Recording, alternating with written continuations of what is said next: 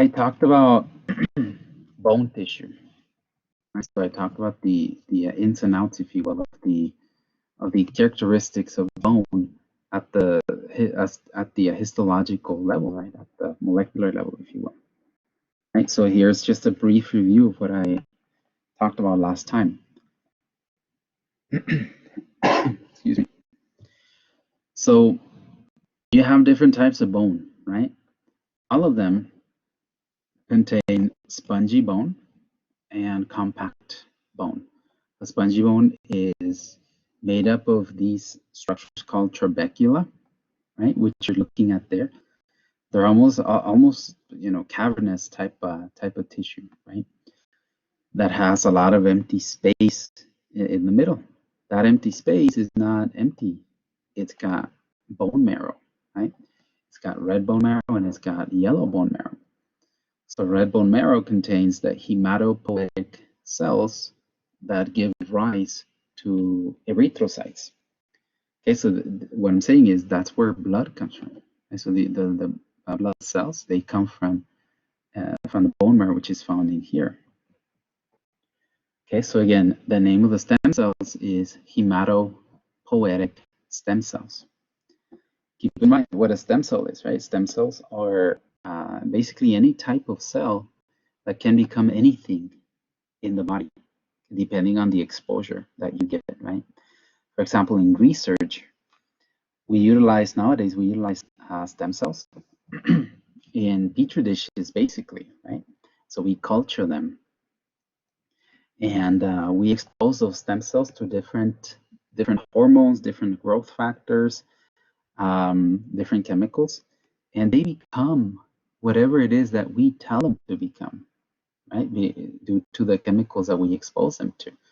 For example, if you grabbed a hematopoietic stem cell, right, an actual stem cell that gives rise to blood, if you extract it and you experiment with it in the lab, and you give it the right conditions, you can make it into, I don't know, whatever cell you want.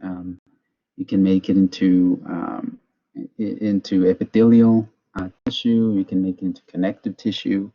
You can make it into, I don't know, cells that produce testosterone, right? Anything you want, depending on the exposure to it.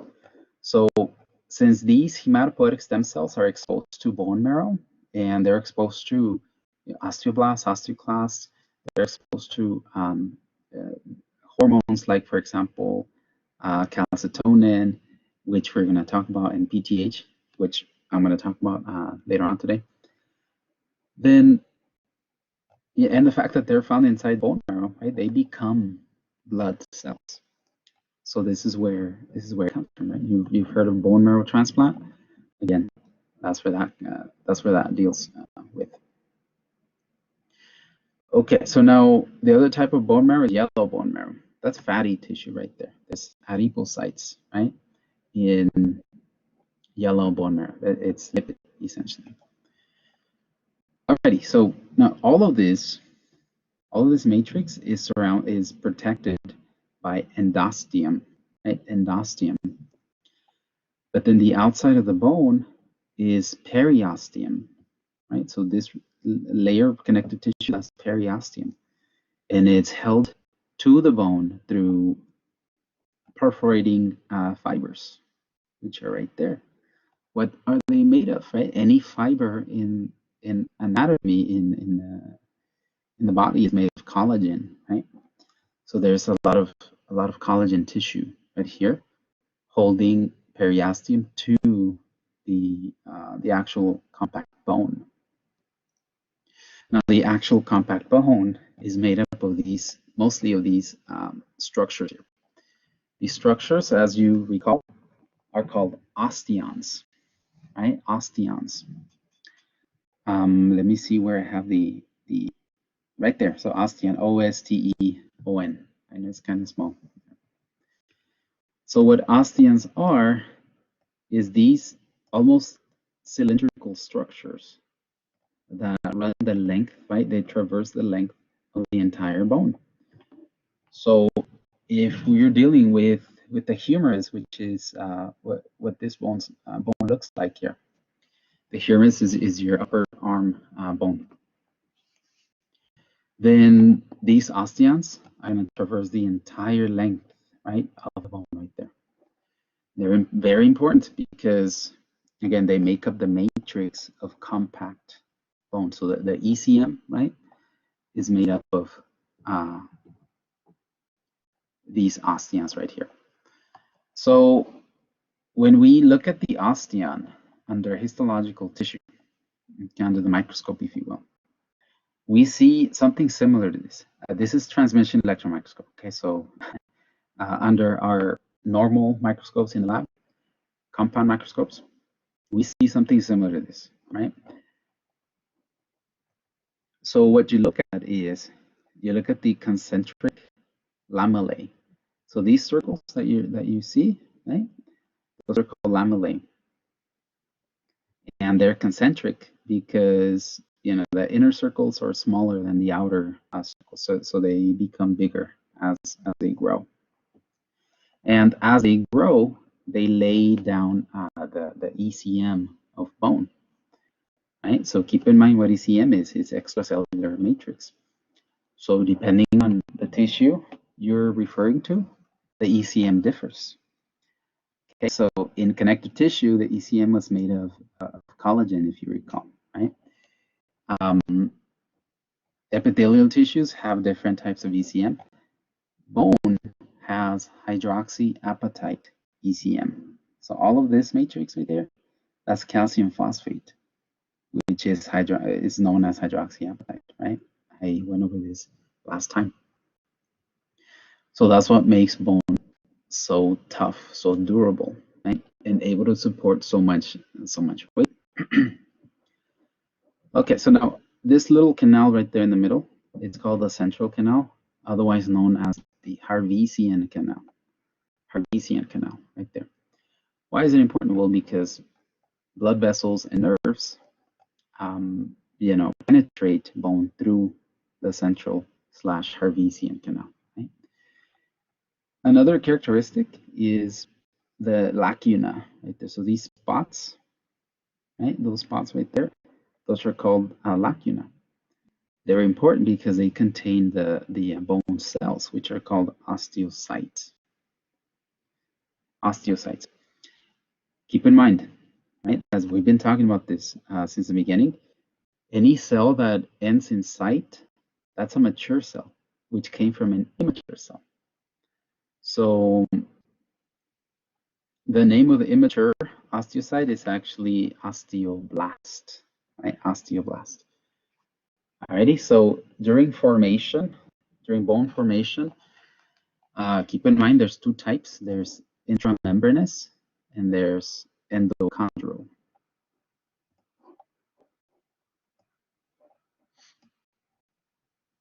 Okay, no problem.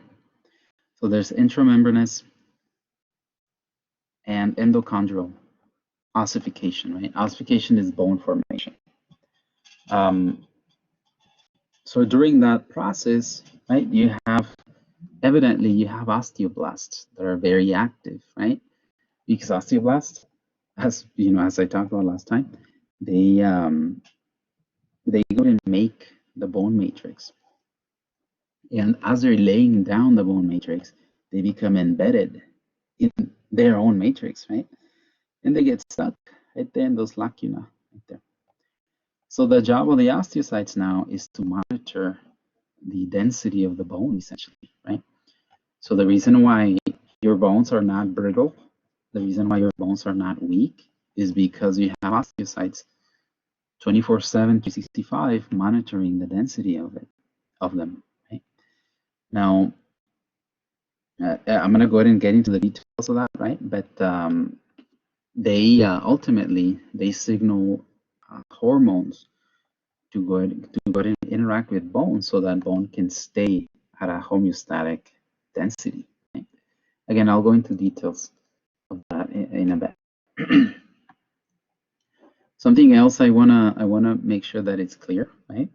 Are the lamellae. So here you have one lamellae, another one, right? So the concentric circles, if you will.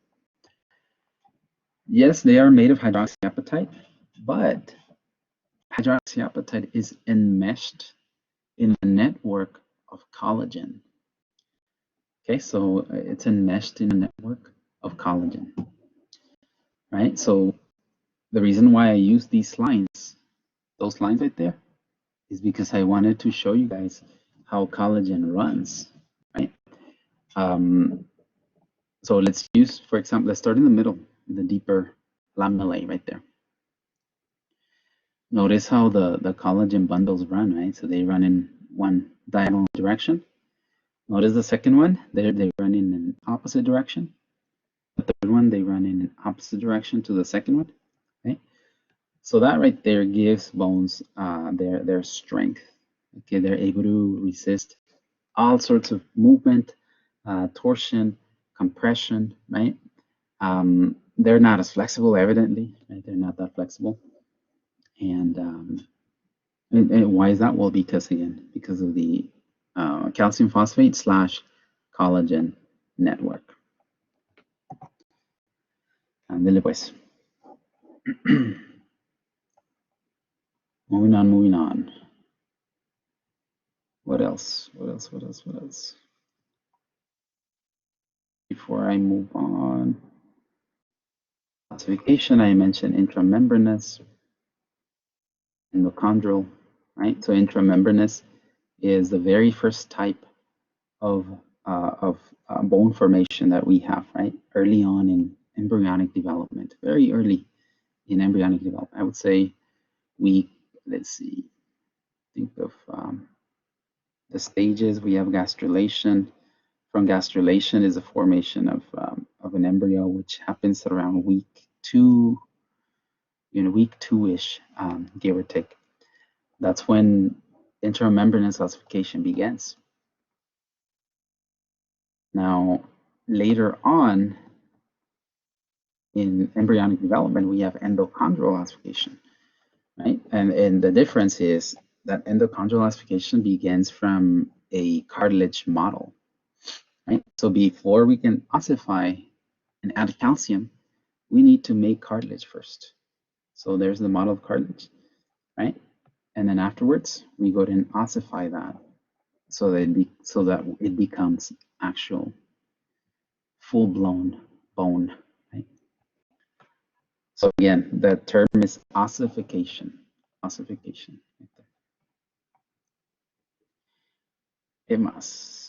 also talked about epiphyseal plate last time, right? The epiphyseal plate being the site where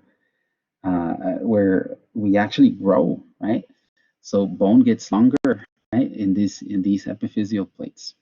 These epiphyseal plates get longer and longer and longer, especially when we're developing, right?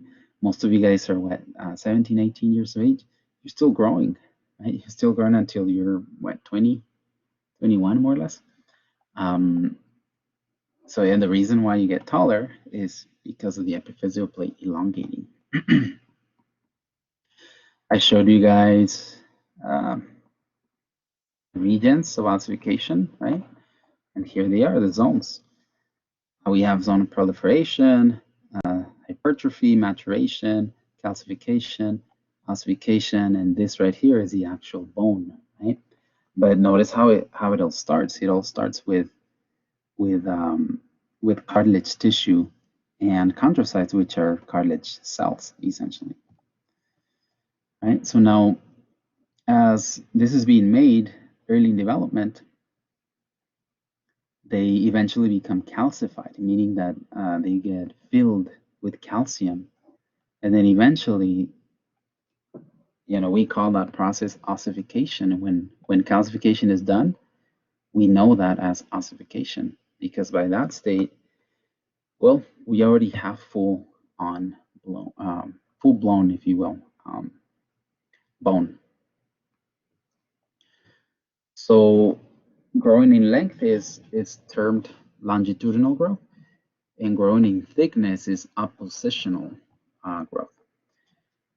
So let me begin with that, because hormones like testosterone and growth hormone, for that matter, they cause oppositional growth. Okay, so this is brand new right here. This is brand new material that I haven't gone over.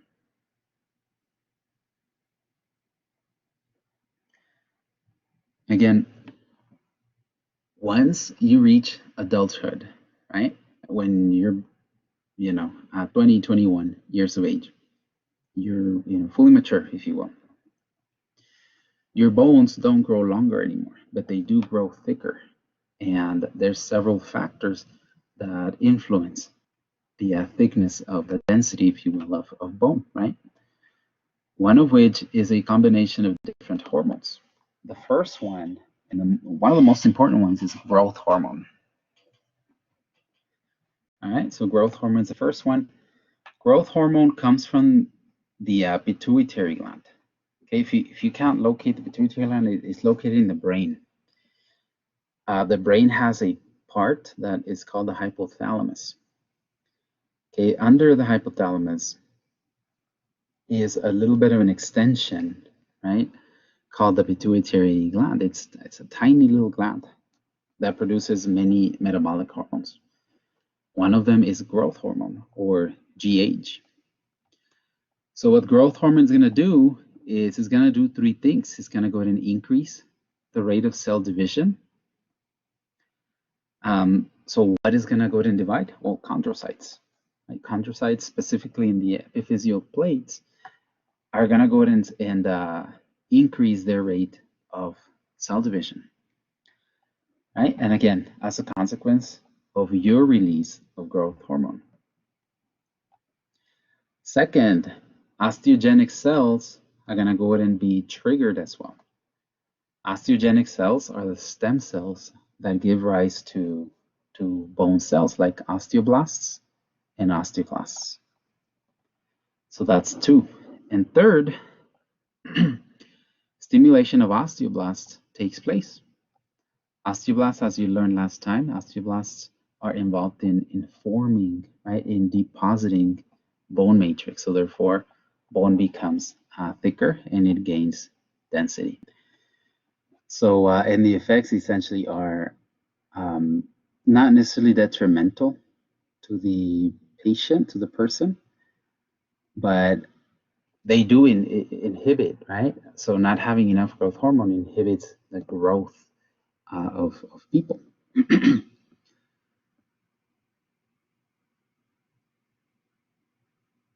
Okay. Moving on. The next hormone is testosterone, right? Testosterone is evidently made exclusively in the male, right? So males make testosterone exclusively. Females make a form of testosterone, right, called estrogen. They're essentially sexual steroids, right? So these are hormones that help us develop sexually, right? So what testosterone is going to do is a few things. It's going to go ahead and have a few effects on the appositional growth in bones. First, it's going to go ahead and increase appositional growth by thickening, right, the deposition of calcium salts in bones. So in other words, it's going to go ahead and interact with hydroxyapatite, making it easier for osteoblasts to deposit bone matrix, essentially, right? So why are male bones thicker than female bones? Well, because we make more testosterone, right?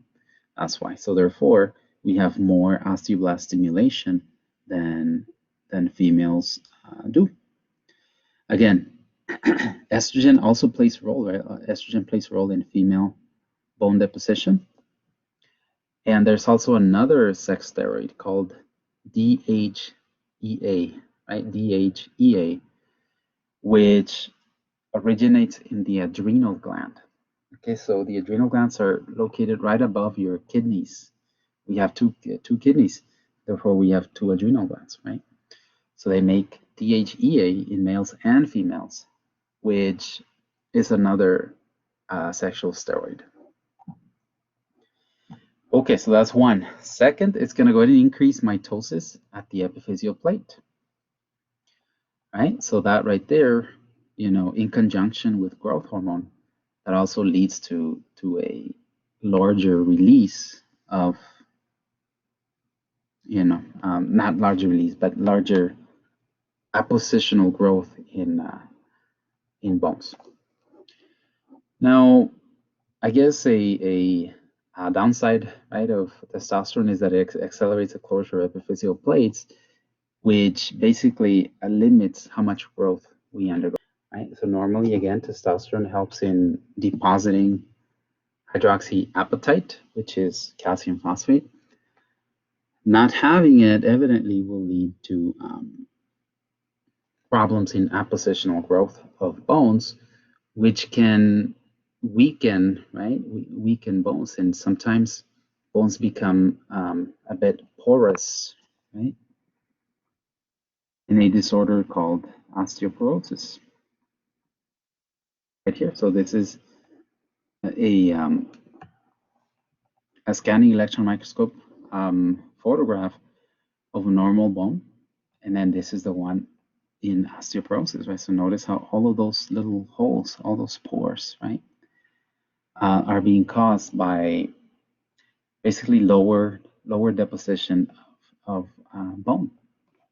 So if bone is not being deposited, it's probably being extracted out of the bone. Okay, so the next one is estrogen, right? Estrogen is mostly females. Males don't produce, right, estrogen. So what estrogen is going to do is it's going to go ahead and increase rate of longitudinal growth, obviously when the epiphyseal plate is still open, so right before age 20 and up to age 20 or 21. It's going to go ahead and inhibit osteoclast activity, right? So inhibits or pauses, stops osteoclast activity. Keep in mind that osteoclasts are cells that resorb, they destruct bone, they take out calcium from bone, right? So stopping them evidently stops the resorption of calcium from bone, which helps the growth of bone. Second, spiking of estrogen levels evidently throughout the teen years, right, accompanies growth spurts because of the longitudinal growth, inhibition of osteoclast, and the elongating of the epiphyseal plate at that state.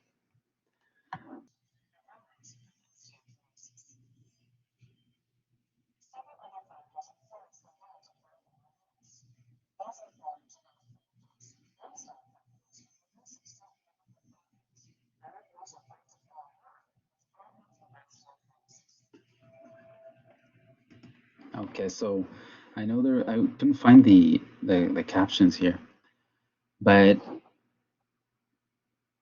what was mentioned was that low estrogen levels, right, exclusively after menopause, right, because that's what menopause is. It's basically a drastic reduction in the release of estrogen, right, from the ovaries.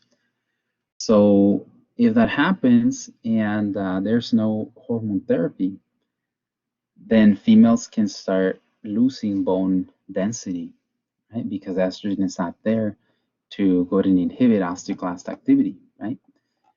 So if that continues to happen, then bones can become weak, brittle. Sometimes osteoporosis can set in, which obviously, puts the female into higher risk, if you will, of suffering a fracture. So those are some of the important hormones that regulate, the growth of bones.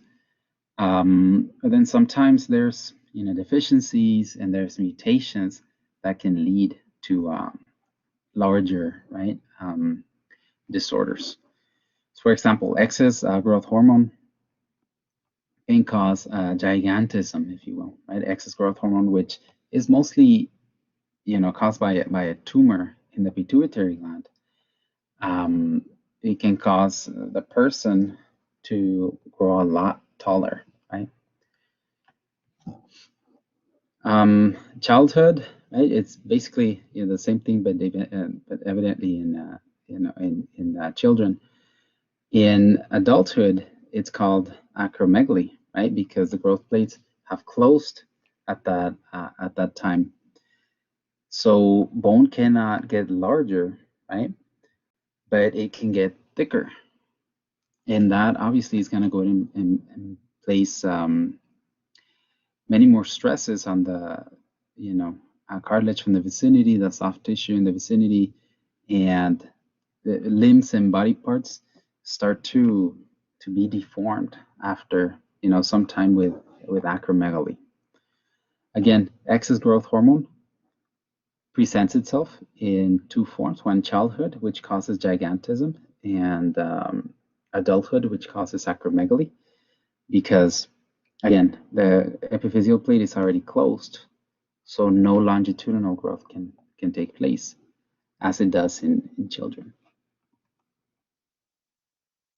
Cool. So now bone remodeling. This right here is basically an extension of what was already talked about last time regarding osteoblast and osteoclast. Okay, but we're gonna go ahead and bring in all of the other hormones that are necessary to remodel bone. So when thinking about bone remodeling, it's basically the cycle, if you will, between bone deposition and bone resorption. Bone deposition makes bone. Bone resorption destroys bone. Alrighty, so right now, you guys, the younger you are, the more deposition that's taking place. The older you are, right, like myself and your other instructors, well, the more resorption there is. Okay, so unless, of course, you follow a pretty good diet, right, high in calcium, you ingest a lot of vegetables, and you do exercise, and you lift some weight, then you could basically balance both out. But if nothing's going on, right, if the person follows a sedentary lifestyle, then you can expect resorption to be higher than deposition. All right, so why is this important? Well, because we need to maintain calcium homeostasis in the blood, right? This gets harder as you grow older. You have to replace the primary bone, which you made as a child, with secondary bone, which is fully ossified when you become an adult, right? Bone repair, right? So if you suffer a fracture, you need to remodel bone, ultimately, so that you can keep on using that, obviously, right? So we'll talk a little bit about fractures at the end. And then you might want to replenish and replace brittle bone that's there with very little amounts of collagen. You want to replace it with new bone that has a higher amount of collagen, right? And obviously, stand, tension, stress, compression, and so on. I heard myself. Was there a question? No? Okay. Cool. So bone remodeling, again, is going to be the cycling and the balance of deposition and resorption, as already been discussed. Now, bone deposition requires osteoblasts. Okay, it requires osteoblasts as they react to osteocytes when bone matrix is lowered, right? So bone matrix is lowered, there's less calcium in there, therefore osteoblasts are going to go ahead and start depositing calcium, right, to make the bone matrix thicker. Now, on the other hand here, bone resorption is going to be the opposite. So what's going to happen here is that osteoclasts are going to go ahead and start increasing their activity in order to bring calcium out of the matrix right here into the blood, right? So you can decrease blood calcium by depositing bone, and you can increase blood calcium by resorbing bone, essentially, by bone resorption, right? So let's get into each one. This is basically how it happens, right? Osteoblasts are specifically going to be found with, within the periosteum and right in between periosteum and endosteum. Okay, so that's where osteoblast activity is more active. Again, what they're going to do is osteoblasts are going to assist in making, right, bone. So how are they going to do it? Well, they're going to go ahead and utilize proteoglycans and glycoproteins to bind to calcium that's in the blood, right? So it's going to go ahead and, again, activate those proteins, which are going to go ahead and increase their affinity for the calcium that's in the blood and in the tissue right there. So ATP comes in, right? And by ATP utilizing processes, if you will, calcium is able to make it into the bone to be deposited inside of the bone. So what I'm saying here is that this process of bringing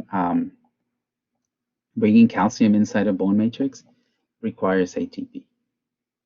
All right, so there it is. So that's why we need, creating a lot of ATP all the time, right, to be able to sustain these processes. And this is part of the reason why after a workout, right, or if you're one who's very active all the time, you probably notice how hungry you are, right?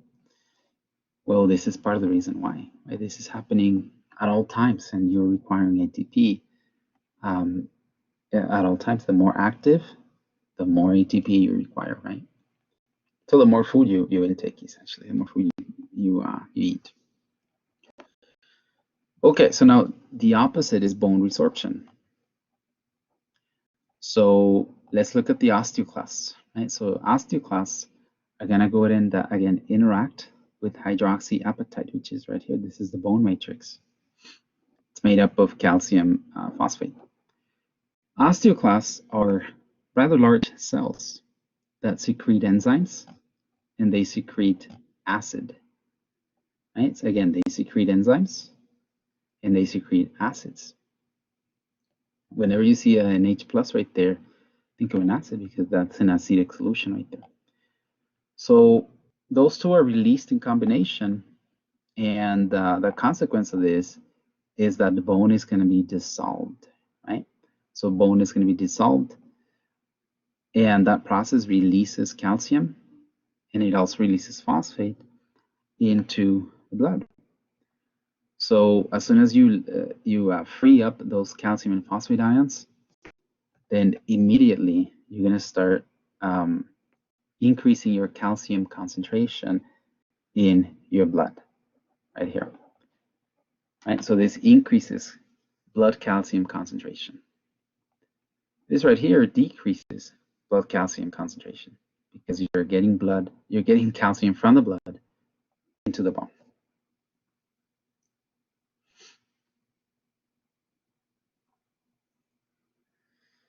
All right. So again, why is this important? This has already been discussed, right? Well, because bones have to do several things. They have to support your body, support all of your weight, right? Especially the bones of your lower limbs, of your legs, right? The femur is holding on to your entire weight of your upper body. The femur bones, as well as the tibia and the fibula, right? So those bones channel all of that compression, all of that weight down into the feet, right? The bones of the ankle and the bones of the digits, so that you can go ahead and balance out all of that weight. Okay, so there's a lot of compression going on, a lot of tension going on, pressure going on, especially as you walk, you turn corners and you run and go back and forth and so on, do squats or whatever it is that you do. Okay, so now we talked about hormones. Age is evidently a big factor in modeling, right? So as you age, then the lower the release of hormones, which is obviously going to have a decrease in the.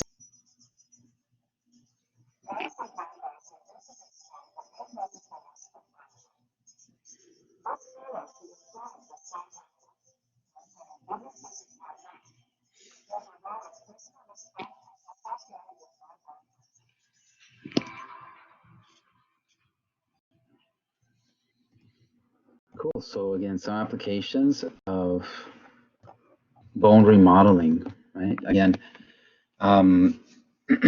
increasing hormone production, right? Through, like, for example, being active.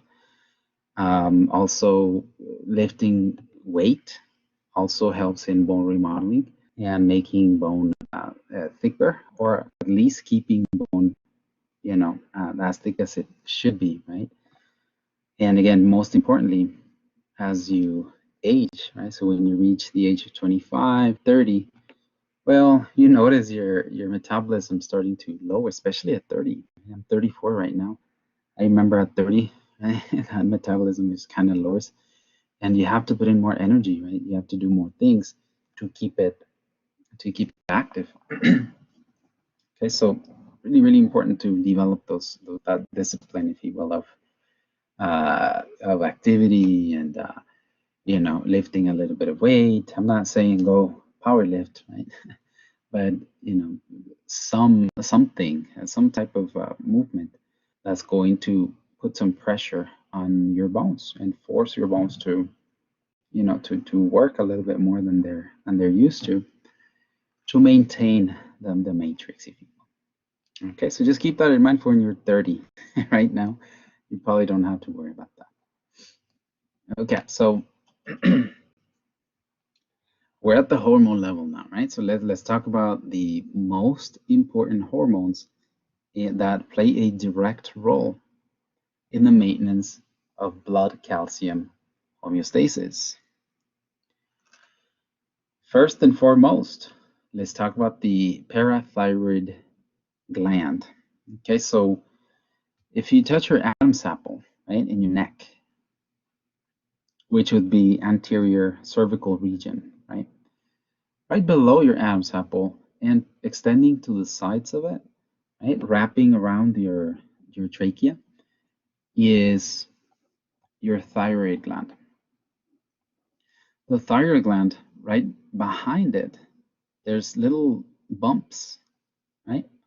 There's a few bumps, 4 to 6 bumps on the back of your thyroid gland. Those are called parathyroid glands right there. So those little bumps, they have glandular tissue that secrete a few hormones. The first one is called PTH, right? Otherwise known as parathyroid hormone. So what stimulates PTH secretion, right? So as you're going through your day and you're utilizing calcium, right, by contracting muscle, making bone, your calcium levels in the blood drop a little bit. So that's the job of the parathyroid hormone, is detecting, right, the quantity, if you will, of calcium ions in the blood. So these glands right here, they're gonna go ahead and monitor the amount of calcium in your blood, and as soon as they detect a lower than average, if you will, for your body, presence of calcium, they're gonna go ahead and release PTH. Right? And you might be asking yourself, for what, right? So let's talk about that. PTH is released right into the thyroid artery, which you have in the underlying tissue of the thyroid, right? So that artery is connected to the to the thyroid vein, if you will. The thyroid vein is connected to the jugular vein. The jugular vein, I hope you can locate the jugular vein. It's located laterally on your neck. So if you feel your neck on the sides, you should feel your pulse, right? So that's blood going up into your brain. As it comes back down, it comes back down through the jugular vein. All right, so PTH follows right through the jugular vein. So eventually making it to the heart. And then after that, the heart is going to pump it over to the rest of your body. Now, once PTH reaches your bones, it's going to do a few things. What PTH is going to do is it's going to go ahead and increase the level of osteoclast activity, right? Again, your blood calcium is low, right? So what you need to do is you need to go ahead and release calcium from the bone. Therefore, PTH is going to increase osteoclast activity, first and foremost. So osteoclasts are going to go ahead and start, releasing their enzymes, their acid, right onto the surface of bone so that calcium can be released from the bone. Right, so that's one. That's how you start increasing calcium concentration in your blood. The second action here is going to be that PTH is going to start, or increase rather, the reabsorption of calcium at the kidneys. So your kidneys are going to go ahead and start returning calcium, if you will, from the urine, right? So that's happening at all times, especially when PTH is high. All right, so calcium again is going to be returned from the kidneys over to the blood, so that your blood calcium levels can go up and can be sustained. And third is calcium absorption at the small intestine level is going to go ahead and increase as well. So PTH, it travels over to the cells that make up the small intestine, and it's going to go ahead and stimulate those food absorbing cells, nutrient absorbing cells, to go ahead and extract a lot more calcium from the food. All right, so again, those three actions right there increase blood calcium levels evidently in the blood when they drop, right after they drop. So this right here would be the effect, the consequence of a low level of calcium in the blood. Okay, so this is already discussed. All right, so here's a homeostatic a model here. So notice how the stimulus was low blood calcium. The receptor is the cells of the parathyroid glands, right? So they notice the low calcium in the blood. The control center, right, is going to go ahead and stimulate these cells to release PTH. Right, the control center in this case is the actual parathyroid gland. Notice how we're not dealing with the brain at this level, right? So they release PTH. PTH travels through the blood over to these organs to increase the release of calcium, right, in the blood. So again, release of calcium from the bone, reabsorption at the kidneys, and reabsorption at the intestines. So there it is. That's the feedback loop, if you will, of blood calcium homeostasis. It's a negative, by the way, negative feedback loop. Okay, so now what happens if the opposite takes place? What happens if blood calcium is high in the blood, right? So what's going to happen there is that you're not going to release PTH. You're going to inhibit PTH release in order to release calcitonin, right? So calcitonin is another one of the thyroid gland hormones. All right, so what calcitonin is going to do is it's going to have the opposite effect of PTH. So instead of increasing osteoclasts, that's not going to happen. It's going to actually increase osteoblast activity, right? So calcitonin is going to talk to osteoblasts directly so they can start pulling calcium from the blood and depositing it in the bone matrix. All right, so here's a few factors here. And these are factors that influence bone remodeling. Okay, so exercise, lifting weights, putting tension on bones, right? High testosterone. If you have a relatively good diet, right, that consists of vegetables, minerals, and which are found in fruits and vegetables, obviously, fish, right? Then you're going to go ahead and increase your osteoblast activity. Right? So all of these factors increase osteoblast activity, which makes your bones thicker. So that causes appositional growth. All right, so now, on the contrary, estrogen, lowering in estrogen, lowering calcitonin, increasing blood calcium concentration, that leads to a decreased osteoclast activity, right? Which could have very similar effects, right? So if you decrease osteoclast, then obviously you're not gonna degrade bone at the same level, at the same rate.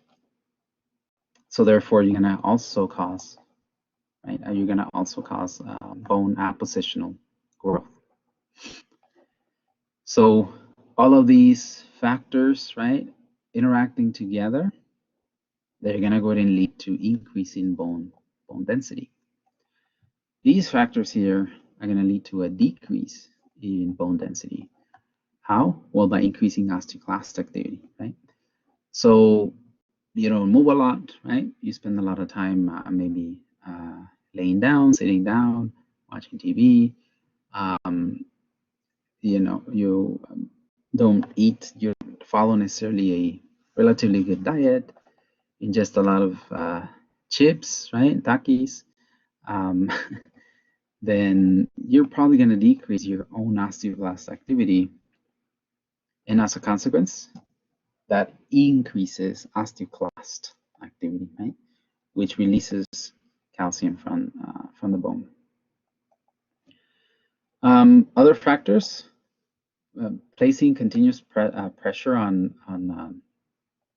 bone, so carrying too much weight, parathyroid hormone, right? A decrease in blood calcium concentration, then evidently that's going to lead to increased osteoclast activity, which, well, you know what that does, right? It removes calcium from the bone. And last but not least, finally, right? Last but not least is bone repair as a consequence of fractures. Okay, so we have different types of fractures. We have simple ones, which are breaks only in the bone. The surrounding tissue is not affected. So skin and connective tissue, ECM, they're not affected.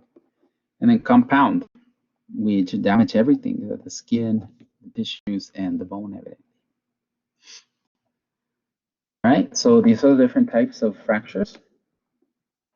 There's spiral fractures, which evidently results from twisting forces, right, applied to the bone. The one I'm showing here is the femur, the distal end, the distal epiphysis of the femur. This is the patella, tibia, fibula, and that's the cartilage right there of the femur. Right? So applying those twisting forces that you see a lot in, for example, football players, soccer players, right? That could break the bone in this manner, and that's called a spiral fracture. We also have compression fractures, which mostly happen in the vertebrae, right? And these, by the way, they're actual X-rays, right, of people with these types of fractures. So what happens here is that the cartilage, right, these pieces of cartilage right there, those are called fibrocartilage, right, or intervertebral discs. If they become weak, right, and they allow for the vertebrae to touch each other, essentially, they start applying compression to each other, right? If all of a sudden you lose, right, you have a herniated disc and you lose a lot of that cartilage, then this can happen. This type of fracture can take place, which is called a compression fracture. Comminuted fractures are a bit different, right? So you have the bone being shattered in multiple fragments at different locations, if you will. So look at this bone right here. You have the fracture on the proximal end of the tibia, the shaft, right? Diaphysis of the tibia right here, and then going down deeper, into the bone right there. All right, again, that's called a comminuted because there's many different fragments. Next is an avulsion, right? So an avulsion fracture is going to involve a tendon and ligament, which pulls a piece of the bone, right? It pulls a piece of the bone, and it's very common in tarsal fractures. Tarsal fractures or ankle fractures here. So again, this is caused by a ligament pulling way too hard, on a bone, and it pulls so hard that it pulls piece of the bone out. A green stick fracture, you're looking at it right there. The bone breaks on one side, but only bends on the other side, if you will, right? So a very small, green stick fracture right there. It can happen to, what we're looking at here is the ulna and the radius. It can happen to one or both. My mother, actually, she broke her, I think it was her radius about 4 weeks ago, I believe. So she fell, right, in her own home. Didn't know it was on her, what was it, left arm? And she broke her radius, right, in a green stick fracture. Was that a question? I thought I heard somebody. Yes, no, maybe so. No?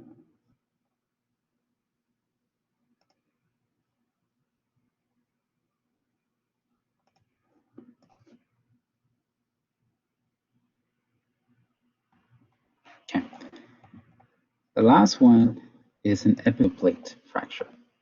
So this is where the actual epiphyseal plate that I was talking about earlier, it becomes separated, right? So it becomes separated from the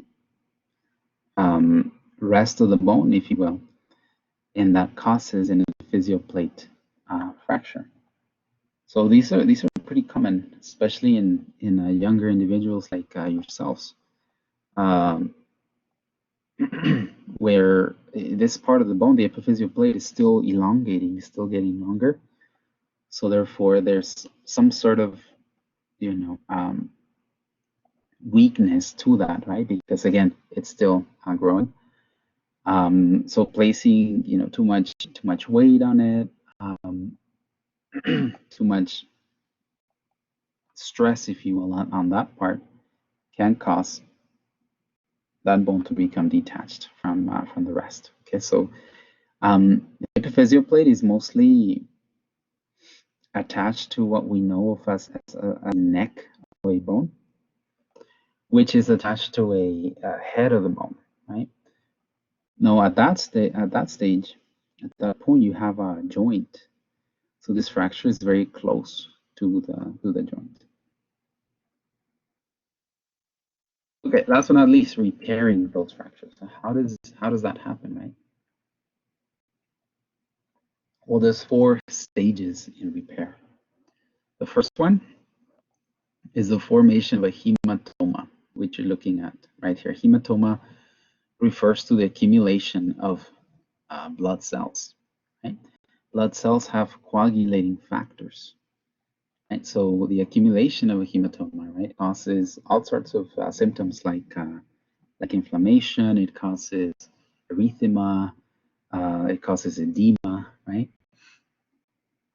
All of which bring in more blood right? And they bring in more coagulating factors so that the hematoma can take place, right? So now at the same time, also immune system cells are coming in at the same time because your immune system is located mostly in your blood. Right? So immune system cells come in and they also help in, healing and killing any bacteria that may be there and so on, right? The second stage is the formation of a callus, right? So you have formation of soft callus, which is mostly characterized by almost fibrosis, right? What is that? Well, that means that fibroblasts and chondroblasts start infiltrating, right? And as you know, fibroblasts release collagen fibers, right? So that's called fibrosis right there. But then chondroblasts, they start releasing cartilage, right? Cartilage matrix. So therefore, to a certain extent, right, you have some type of endochondral ossification, which begins right at the second level of bone repair. The third phase here is the formation of a bone callus, right? So this was a soft callus, and this is an actual bone ossified callus. What does that mean? Well, there's osteoblasts here at this site, higher than usual, if you will,